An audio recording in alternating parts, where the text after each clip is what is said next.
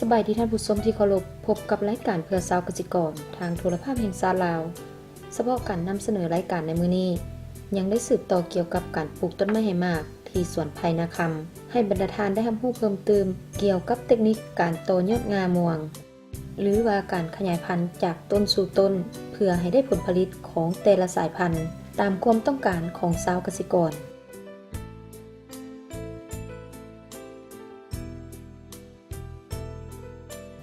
ซึ่งต้นม่วงต้นหนึ่งสามารถเอาสายพันธุ์อื่นมาขยายอยู่นำได้หลายปานใดนั้นรายการเพื่อชาวเกษตรกรจะได้นำเอาขั้นตอนดังกล่าวมาเผยแพร่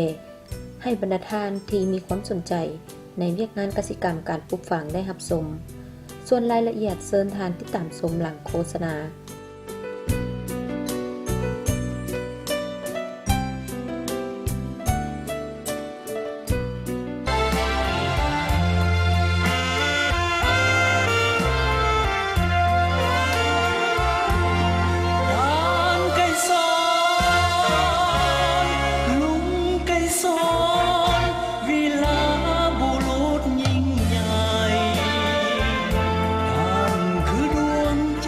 ประธานไก่สอนพรหมวิหารยืนยงในภารกิจปฏิบัติของพวกเขาตลอดไปชมเชยวันคล้ายวันเกิดประธานไก่สอนพรหมวิหารครบรอบ96 ปีอย่างสุดใจ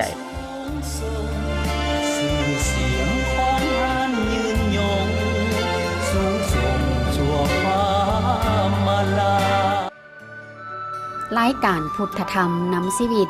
เป็นรายการนำเอาคำสั่งสอนของพระพุทธเจ้าเป็นแสงธรรมแสงเทียนอบรมบ่มสอนและปลูกจิตสำนึกให้แก่เยาวชนสาวหนุ่มและพุทธศาสนิกชนทั้งหลายให้ประพฤติแต่ความดีบุญเฮาเฮ็ดกรรมเฮาบ่สร้างเพื่อดำเนินชีวิตให้ถูกต้องของธรรมตามหลักคำสอนของพระพุทธเจ้าขอเชิญพุทธศาสนิกชนติดตามรับชม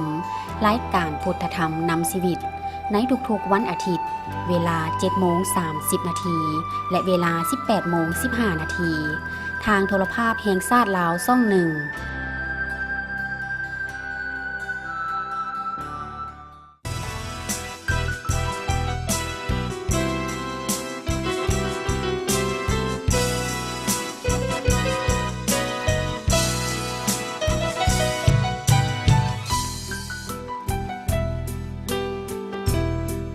ส่วนไผ่นาคำมีเนื้อที่ทั้งหมดอยู่14 เฮกตาร์ในนั้นแม่นปลูกต้นไม้ให้มากกว่าเอา 80% ของเนื้อที่สวนประเภทต้นไม้ให้มากก็มีต้นหมากม่วงต้นหมากนาวต้นหมากมีต้นหมากลิ้นไม้หมากสีดาหมากกระทัน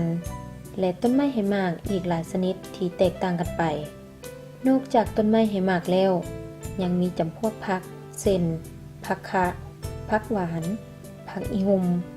และผักอื่นๆที่สามารถนำมารับประทานและปรุงแต่งอาหารได้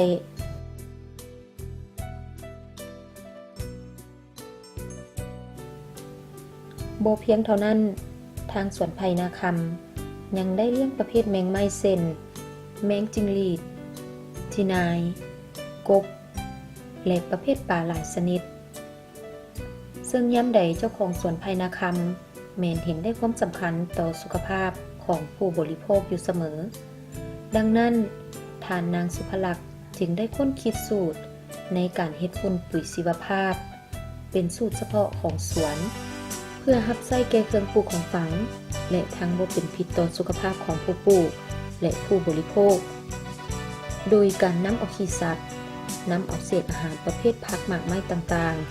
มาเป็นฝุ่นหมักหรือเอิ้นว่าฝุ่นชีวภาพมาเป็นฝุ่นใส่เครื่องปลูกของฝังจะเห็นให้ต้นไม้เจริญเติบโตไวทั้งเป็นการรักษาสภาพแวดล้อมและบ่เป็นอันตรายต่อสุขภาพผู้บริโภค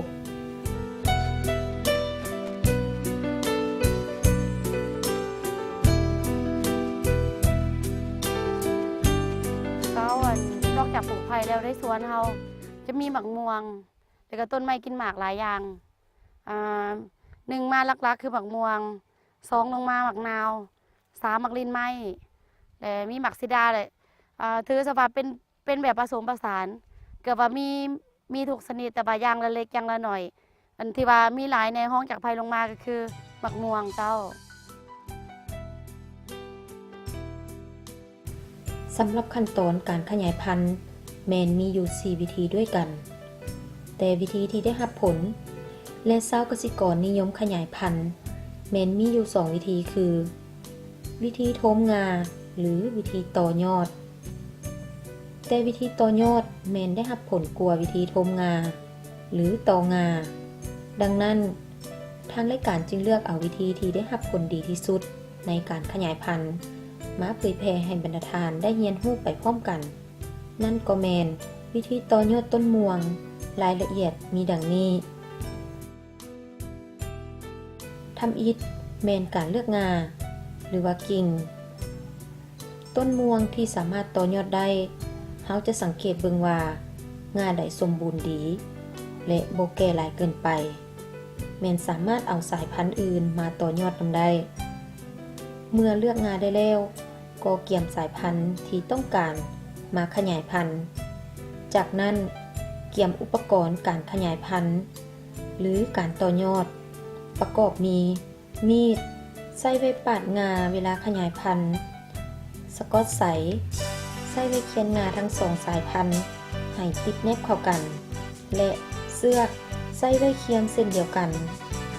เมื่อได้อุปกรณ์ครบแล้วก็ลงมือปฏิบัติข้อควรระวังในการต่อยอดเวลาปาดยอดม่วงแมนให้ปาดลักษณะปลายแหลม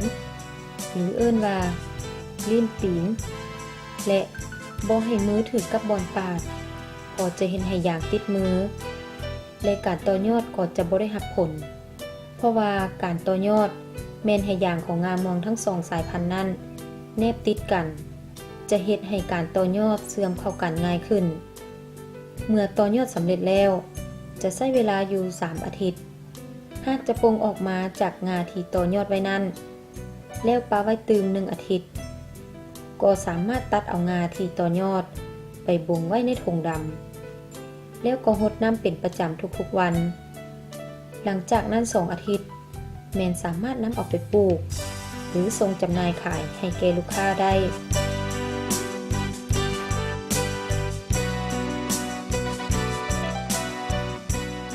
ส่วนขั้นตอนการปลูกทำอิฐแมนกักเกี่ยมต้นม่วงเลือกต้นที่สมบูรณ์เพื่อรับประกันบ่ให้เสียหายเวลาปลูกไปแล้วส่วนอุปกรณ์ก็จะมีฝุ่นชีวภาพใช้ไว้รองพื้นและน้ำหมักจากขี้สัตว์ใช้ไว้ล้างหักแก้วเวลาจะเอาต้นม่วงลงปลูกการปลูกแมนขุดขุมขนาด 40x40 ซมหลังจากขุดขุมแล้วเอาฝุ่นชีวภาพลงก่อนจากนั้นก็เอาต้นม่วงลงขุมปลูกแล้วขวดดินถมพร้อมกับฝุ่นคอกแล้วหดน้ำฝุ่นมักขี้สัตว์ใส่ตื่มเป็นการเพิ่มวิตามินให้แก่หักแก้วและลำต้นเฮ็ดให้ต้นม่วงจับหากไว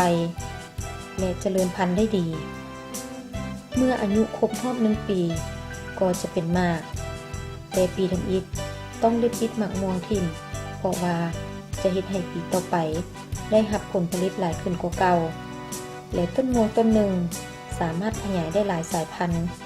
ตามงาของต้นม่วงถ้ามีงาหลายก็สามารถขยายพันธุ์ได้หลายต้นหนึ่งแม่นบ่หลุดกว่า10 สายพันธุ์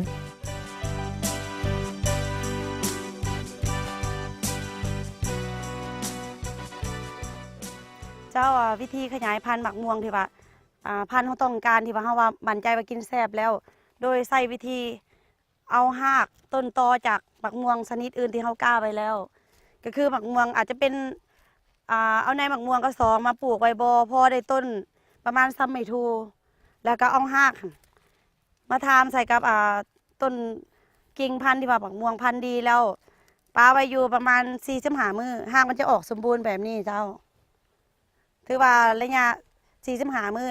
ออกสมบูรณ์แบบนี้แล้วเขาก็ตัดออกไปซ้ำใส่ถุงดำประมาณ3 อาทิตย์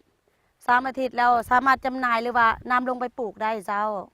สำหรับการรักษาหลังการปลูกลงดินแล้วเนาะส่วนไรมันจะมีพวกแมงไม้ต่างๆที่ว่ามารบกวนเป็นแมงสร้างน้อยบ่เป็นลาดำบ่เพี้ยอย่างต่างๆไปสิน่ะเขาใส่วิธีใส่ปุ๋ยหมักหรือว่าใส่น้ำหมักจากธรรมชาติ ที่เฮาเฮ็ดขึ้นมาเองอยู่ในสวนเฮาแต่ว่าพวกชีวภาพมันก็สามารถต้านได้ต้านพวกแมงไหม้หรือว่าเพี้ยต่างๆที่มาลงอยู่ต้นหมักม่วงเฮาปลูกใหม่แต่มันอาจจะบ่ได้ผล 100% คือกับเคมี แต่ว่าตัวนี้แต่ว่าเฮาใส่ดูไปเรื่อยๆจะจางไปที่สำคัญเฮาดูแลหมักม่วงให้มันสมบูรณ์มีภูมิต้านทานแล้วพวกพยาธิต่างๆมันจะบ่เข้ามาเจ้าตัวนี้นะเจ้าฤดูกาลที่เฮาจำหน่ายมะม่วงได้หลายที่สุดก็คือช่วงเดือน6เดือน7พอช่วงนี้มะม่วงเริ่มสุกแล้วเริ่มออกขายท้องตลาดได้แล้วระยะนี้ก็ถือว่ารายได้ดีเจ้าแล้วราคาดีแตกต่างกันกับอันยามแรงจังได๋ราคาก็แตกต่างกันหลายเพราะว่ามะม่วงพันธุ์ที่เฮาเอามาปลูกเนาะคันว่าพันธุ์ทั่วไปที่ว่าคือ4สายพันธุ์ที่เว้ามาน่ะมันอาจจะถูกโลนึง 5-6,000 กีบแต่ตัวนี้มันจะขายได้อยู่12เพราะว่ามันหน่วยใหญ่และรสชาติจะแซ่บก่อนตัวนี้นะเจ้าคันผู้ใดได้ติดตามชมรายการของสถานีโทรภาพแห่งชาติรายการเกี่ยวกับเกษตรคันว่าสนใจบ่อยากมาเบิ่งอยู่สวนเฮา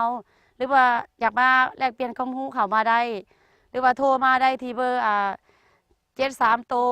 04220เจ้าสวนไผ่นาคำเพราะสวนเฮาก็ตั้งบ่ไกลกับกำแพงนครหลวง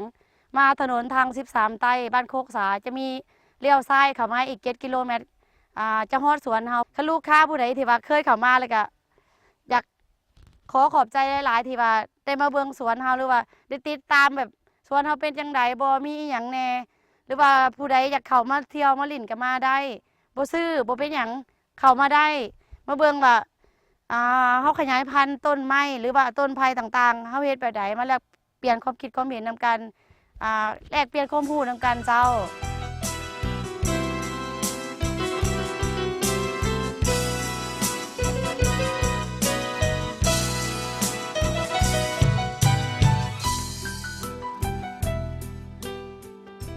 การจำหน่ายแนวพันธุ์ต้นม่วงแม่นมีหลายราคา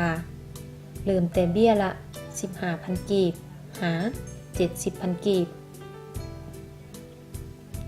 เนื่องจากว่ามีหลายสายพันธุ์